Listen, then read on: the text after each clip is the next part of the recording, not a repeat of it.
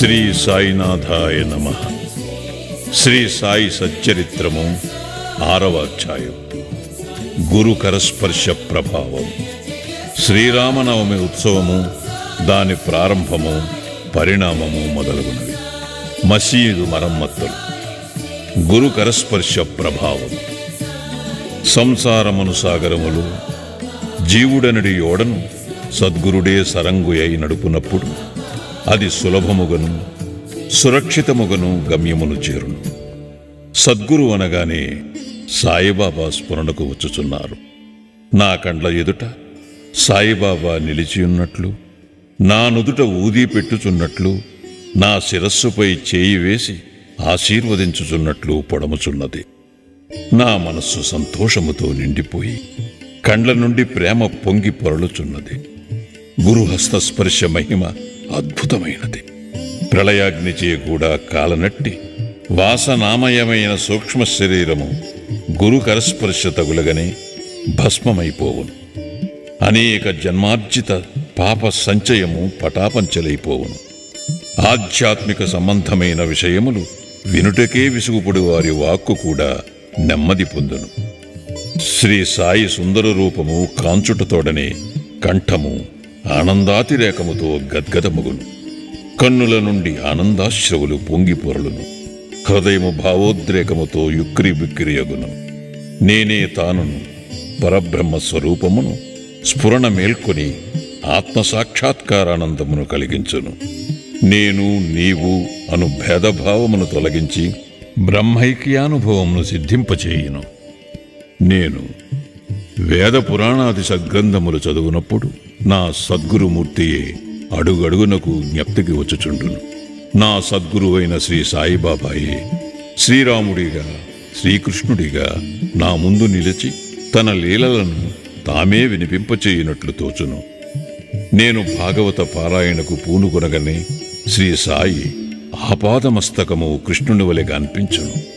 భాగవతము ఉద్ధవ గీతయు తామే పాడుచున్నట్లు అనిపించును. ఎవరితోనైనా సంభాషించుచున్నప్పుడు సాయిబాబా కథలే ఉదాహరణముగా నిచ్చుటకు జ్ఞప్తికి వచ్చును. నాకై నేను ఏదైనా వ్రాయు తలపెట్టినచో ఒక మాటగాని వాక్యముగాని వ్రాయుటకు రాదు. వారి ఆశీర్వాదము లభించిన వెంటనే రచనాధార అంతులేనట్లు సాగును. భక్తునిలో అహంకారము విజృంభించగానే బాబా దానిని అణచివేయును. తన శక్తితో వాని కోరికలను నెరవేర్చి సంతుష్టి చేసి ఆశీర్వదించును. సాయి పాదములకు సాష్టాంగ నమస్కారము చేసి సర్వస్వ శరణాగతి చేసిన వానికి ధర్మార్థ కామ మోక్షములు కరతలామలకములగును. భగవత్ సాన్నిధ్యమునకు పోవుటకు కర్మ, జ్ఞాన, యోగ, భక్తి మార్గములనడి 4 త్రోవలు గలవు. అన్నిటిలో భక్తి మార్గము కష్టమైనది. అది ముండ్లు గోతులతో నిండియుండును. సద్గురుని సహాయముతో ముండ్లను గోతులను తప్పించుకొని ముందుకు సాగినచో గమ్యస్థానము అవలీలగా చేరవచ్చును. ఈ సత్యమును దృఢముగా నమ్ముడని శ్రీ సాయిబాబా నొక్కి వక్కానించిడివారు. స్వయం సత్తాకమైన బ్రహ్మము జగత్తును సృష్టించు ఆ బ్రహ్మ యొక్క శక్తి మాయ సృష్టియను ఈ మూడింటి గూర్చిన తత్వ విచారము చేసి వాస్తవమునకు ఈ మూడును ఒక్కటియే అని సిద్ధాంతీకరించి బాబా తన భక్తుల శ్రేయస్సుగై చేసిన అభయ ప్రధాన వాక్యములను రచయిత ఈ క్రింద ఉదహరించుచున్నాడు. నా భక్తుని ఇంటిలో అన్నవస్త్రములకు ఎప్పుడూ లోటుండదు. నా యందే మనస్సు నిలిపి భక్తి శ్రద్ధలతో మనఃపూర్వకముగా నన్నే ఆరాధించువారి యోగక్షేమములను నేను చూచెదను. కావున వస్త్రాహారముల కొరకు ప్రయాసపడవద్దు. నీకేమైనా కావలసిన భగవంతుని వేడుకును. ప్రపంచములోని కీర్తి ప్రతిష్టలకై ప్రాగులాడటమా దైవము యొక్క దర్బారులో మన్ననలు పొందుటకు, భగవంతుని కరుణాకటాక్షములు సంపాదించుటకు యత్నించము. ప్రపంచ గౌరవమందుకొను భ్రమను విడువు. మనస్సునందు ఇష్టదైవము యొక్క ఆకారమును నిలుపుము. సమస్తేంద్రియములను మనస్సును భగవంతుని ఆరాధన కొరకే నియమింపు. ఇతరముల వైపు మనస్సు పోనివ్వకము. ఎల్లప్పుడూ నన్నే జ్ఞప్తి యందుంచుకొనుము. మనసును ధన సంపార్జనము, దేహ పోషణ, గృహ సంరక్షణము, మొదలగు విషయముల పట్ల సంచరించకుండా గట్టిగా నిలుపుము. అప్పుడది నెమ్మది వహించి శాంతముగను చింతారహితముగను ఉండును. మనస్సు సరైన సాంగత్యములోనున్నదనుటకు ఇది ఏ గుర్తు. చంచల మనస్కునకు స్వాస్థ్యము చిక్కదు. బాబా మాటలు ఉదాహరించిన పిమ్మట గ్రంథకర్త షిరిడీలో జరుగు శ్రీరామనవమి ఉత్సవమును వర్ణించుటకు పూనుకునేను. షిరిడీలో జరుగు ఉత్సవములన్నిటిలో శ్రీరామనవమియే గొప్పది. సాయిలీల పత్రికలో షిరిడీలో జరుగు శ్రీరామనవమి ఉత్సవము గురించి విపులముగా వర్ణించబడినది. దాని సంగ్రహము ఇట పేర్కొనబడుచున్నది. కోపర్గాంలో గోపాలరావు గుండెనతడు పోలీస్ సర్కిల్ ఇన్స్పెక్టర్గా నుండెను. అతడు బాబాకు గొప్ప భక్తుడు. అతనికి 3 భార్యలున్నప్పటికీ సంతానము కలుగలేదు. శ్రీ సాయి ఆశీర్వచనముచే అతనికి ఒక కొడుకు పుట్టెను. ఆ ఆనంద సమయంలో అతనికి షిరిడీలో ఉరుసు ఉత్సవము నిర్వహించవలనను ఆలోచన కలిగినది. ఉరుసు అనగా సమాధి చెందిన మహమ్మదీయ మహాత్ముల దర్గాల వద్ద ఏటేటా భక్తులు జరుపుకును ఆరాధనోత్సవము. తన ఆలోచనను తాత్యా కోతే పాటిల్, దాదా కోతే పాటిల్, మాధవరావు దేశపాండే తదితర తక్కిన సాయి భక్తుల ముందుంచాను. వారంతా దీనిని ఆమోదించిరి. బాబా ఆశీర్వాదమును అనుమతిని పొందిరి. ఇది 1897లో జరిగెను. ఉరుసు ఉత్సవము జరుపుకోవటానికి జిల్లా కలెక్టర్ అనుమతికై దరఖాస్తు పెట్టిరి. గ్రామకరణము దానిపై ఏదో వ్యతిరేకముగా చెప్పినందున అనుమతి రాలేదు. కాని బాబా ఆశీర్వదించి ఉండుటచే మరల ప్రయత్నించగా వెంటనే అనుమతి వచ్చెను.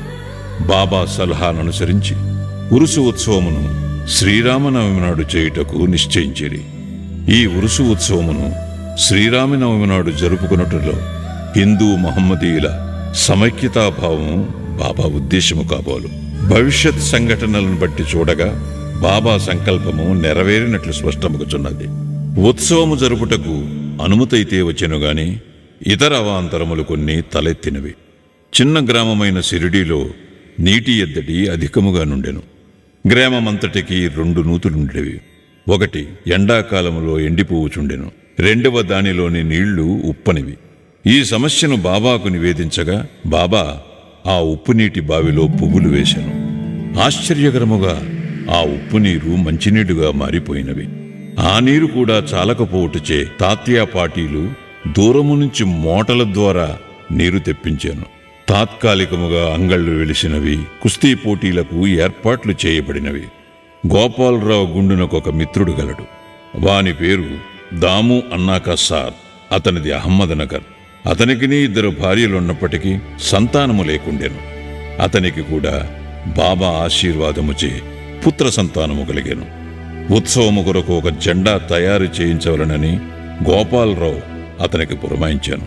అటులనే నానాసాహెబ్ నిమోన్కరును ఒక నగిషీ జెండా తెమ్మని కోరెను. ఈ 2 జెండాలను ఉత్సవముతో తీసుకుని పోయి మసీదు 2 మూలలందు నిలబెట్టిరి. ఈ పద్ధతిని ఇప్పటికీ అవలంబించుచున్నారు. బాబా తాము నివసించిన ఈ మసీదును ద్వారకామాయి అని పిలిచెడివారు. చందనోత్సవం సుమారు 5 ఏళ్ల తరువాత ఈ ఉత్సవముతో పాటు ఇంకొక ఉత్సవము కూడా ప్రారంభమయ్యాను. కొరాళా గ్రామమునకు చెందిన అమీర్ శక్కర్ దలాల్ అను మహమ్మదీయ భక్తుడు చందన ఉత్సవమును ప్రారంభించాను. ఈ ఉత్సవము గొప్ప మహమ్మదీయ పకీరుల గౌరవార్థము చేయుదురు. వెడల్పు పల్లెరములో చందనము ముద్ద ఉంచి తలపై పెట్టుకుని సాంబ్రాణి ధూపములతో బాజా భజంత్రీలతో ఉత్సవము సాగించెదరు. ఉత్సవము ఊరేగిన వెమ్మట మసీదునకు వచ్చి మసీదు నింబారులోనూ గోడలపైనను ఆ చందనమును చేతితో అందరూ తట్టెదరు. మొదటి 3 సంవత్సరములు ఈ ఉత్సవమును అమీర్ శక్కర్ నిర్వహించాను. పిమ్మట అతని భార్య ఆ సేవను కొనసాగించాను. ఒకే దినమందు పగలు హిందువులచే జెండా ఉత్సవము, రాత్రులందు మహమ్మదీయులచే చందనోత్సవము ఏ అరమరికలు లేక జరుగుచున్నవి. ఏర్పాట్లు. షిరిడీలో జరుగు శ్రీరామనవమి ఉత్సవము బాబా భక్తులకు ముఖ్యమైనది, పవిత్రమైనది. భక్తులందరూ వచ్చి ఆ ఉత్సవములో పాల్గొనచుండిరి. బయట ఏర్పాట్లన్నీ తాత్యా కోతే పాటిల్ చూచుకునేవారు. ఇంటి లోపల చేయవలసినవన్నీ రాధాకృష్ణమాయి అను భక్తురాలు చూచుచుండెను. ఉత్సవ దినములలో ఆమె నివాసము భక్తులతో నిండిపోయేటిది. ఆమె వారికి కావలసిన ఏర్పాట్లు చూచుకునుటయే కాక ఉత్సవమునకు కావలసిన సరంజామానంతయు సిద్ధపరచుచుండెను. అంతేకాదు స్వయముగా ఆమె మసీదును శుభ్రపరిచి గోడలకు సున్నము వేయుచుండెను. మసీదు గోడలు బాబా వెలిగించు ధుని మూలముగా మసిపట్టి ఉండేవి. మండుచున్న ధునితో సహా మసీదులోని వస్తువులన్నింటినీ తీసి బయటపెట్టి మసీదు గోడలను చక్కగా కడిగి వెళ్ళవేయుచుండెను. ఆమె ఇదంతయు బాబా దినము మార్చి దినము చావిడిలో పరుండునప్పుడు చేసేటిది. ఈ పనిని శ్రీరామనవమికి ఒకరోజు ముందే పూర్తి చేయుచుండెను. పేదలకు అన్నదానమనిన బాబాకు చాలా ప్రీతి. అందుచే ఈ ఉత్సవ సమయమందు అన్నదానము విరివిగా చేయుచుండేది. భోజన పదార్థములు, మిఠాయిలు రాధాకృష్ణమాయి ఇంటిలో విస్తారముగా వండబడేవి. అనేక మంది సంపన్నులైన సాయి భక్తులు స్వచ్ఛందముగా పూనుకొని ఈ సేవలో పాల్గొనచుండేటివారు. ఉరుసు శ్రీరామనవమి ఉత్సవముగా మారిన వైనము. ఈ ప్రకారముగా 1897 నుండి 1911 వరకు ఉరుసు ఉత్సవము శ్రీరామనవమి నాడు వైభవముగా జరుగుచుండెను. రాను రాను అది వృద్ధి యొగుచు ప్రాముఖ్యము సంతరించుకొనెను. 1912లో ఈ ఉత్సవమునకు సంబంధించి ఒక మార్పు జరిగాను. శ్రీ సాయినాథ సగుణోపాసన గ్రంథకర్త అయిన కృష్ణారావు జోగేశ్వర భీష్మయ్యనువాడు దాదాసాహెబ్ కాపర్డేతో కలిసి ఉత్సవమునకు వచ్చాను. వారు దీక్షిత్వాడాలో బస చేసేది. ఉత్సవము ముందు రోజు కృష్ణారావు దీక్షిత్వాడ వసారాలో పండుకొని ఉండెను. ఆ సమయములో లక్ష్మణరావు ఉరఫ్ కాకా మహాజని పూజా పరికరముల పళ్ళెముతో మసీదునకు పోవుచుండెను. అతనిని చూడగానే భీష్మకు ఒక క్రొత్త ఆలోచన తట్టెను. వెంటనే కాకా మహాజనిని దగ్గరకు పిలిచి అతనితో ఉరుసు ఉత్సవమును శ్రీరామనవమి నాడు చేయమనుటలో భగవదుద్దేశమేదియో ఉండవచ్చును. శ్రీరామనవమి హిందువులకు చాలా ముఖ్యమైన పర్వదినము కనుక ఈ దినముందు రామజన్మోత్సవము ఏల జరపకూడదు అని అడిగాను. కాకా మహాజనికి ఆ ఆలోచన బాగా నచ్చినది. తన సంకల్పమునకు బాబా అనుమతి సంపాదించుటకు ఆయత్తమయ్యేది. కాని భగవత్ సంకీర్తన చేయుటకు అంత తక్కువ వ్యవధిలో హరిదాసును సంపాదించుట కష్టము. ఈ సమస్యను కూడా తుదకు భీష్మయే పరిష్కరించాను. ఎట్లనా అతని వద్ద రామాఖ్యానమను శ్రీరాముని చరిత్రము సిద్ధముగా నుండుటచే అతడే దానిని సంకీర్తన చేయుటకు కాకా మహాజని హార్మోనియం వాయించుటకు తీర్మానించిరి. చక్కెరతో కలిపిన సొంటిగుండ ప్రసాదము రాధాకృష్ణమాయి చేయుటకు ఏర్పాటయ్యాను. బాబా అనుమతి పొందుటకై వారు మసీదుకు పోయిరి. సర్వజ్ఞుడైన బాబా వాడాలో ఏమి జరుగుచున్నది అని మహాజనిని ప్రశ్నించిరి. బాబా అడిగిన ప్రశ్నలోని అంతరార్థమును మహాజని గ్రహించలేక ఏమీ జవాబివ్వగా మౌనముగా నుండెను.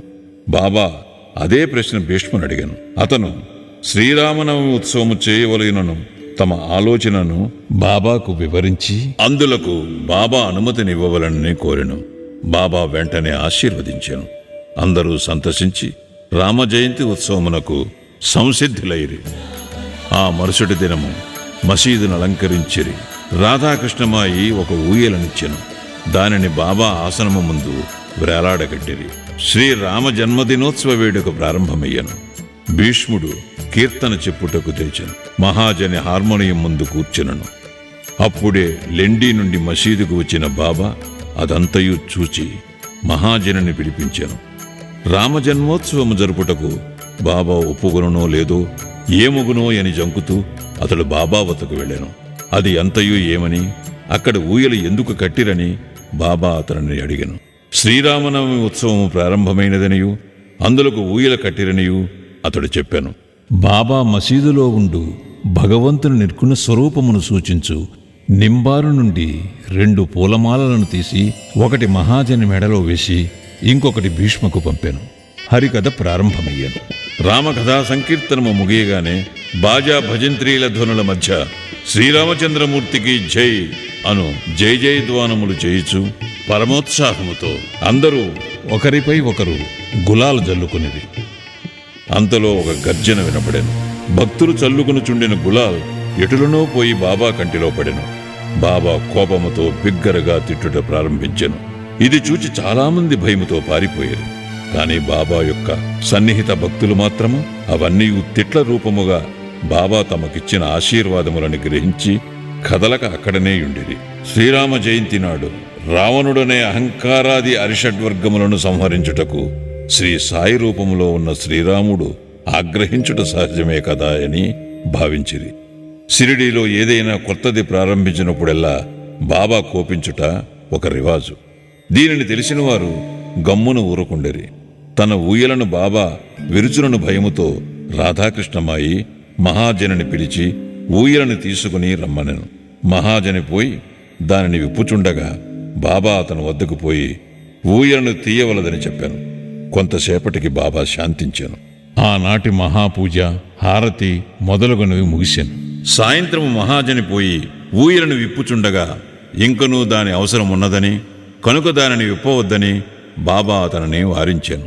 రామనవమి మరుసటి దినమున జరుపు గోపాల్కాల ఉత్సవముతో కాని ఉత్సవం పూర్తి కాదన్న విషయము అప్పుడు భక్తులకు స్ఫురించాను.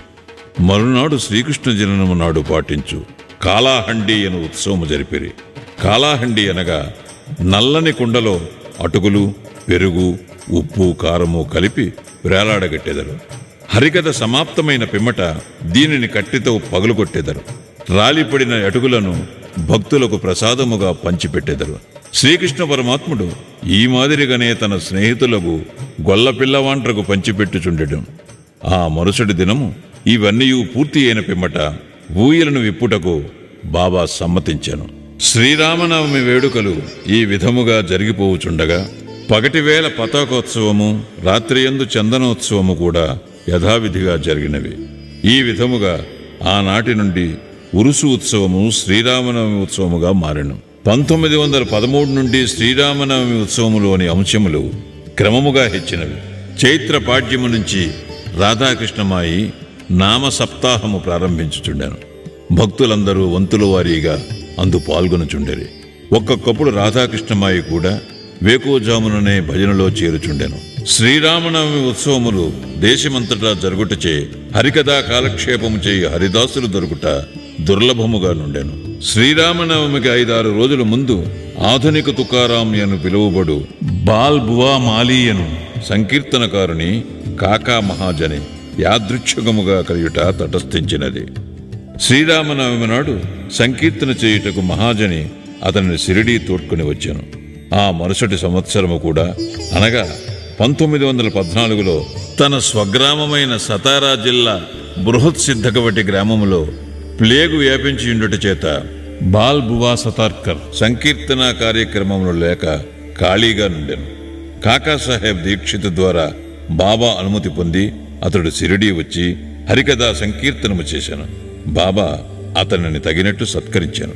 1914వ సంవత్సరంలో ప్రతి సంవత్సరము శ్రీరామనవమి నాడు షిరిడీలో సంకీర్తన చేయు బాధ్యతను శ్రీ దాసగుణ మహారాజునకు బాబా అప్పగించుట ద్వారా ఏటేటా ఒక్కొక్క కొత్త హరిదాసును పిలుచు సమస్య శాశ్వతముగా పరిష్కరింపబడెను.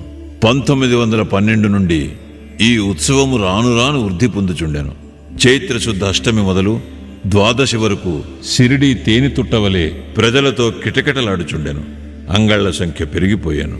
కుస్తీ పోటీలలో అనేక మంది ప్రముఖ మల్లులు పాల్గొనుచుండెరి. పేదలకు అన్న సంతర్పణ విరివిగా జరుగుచుండెను.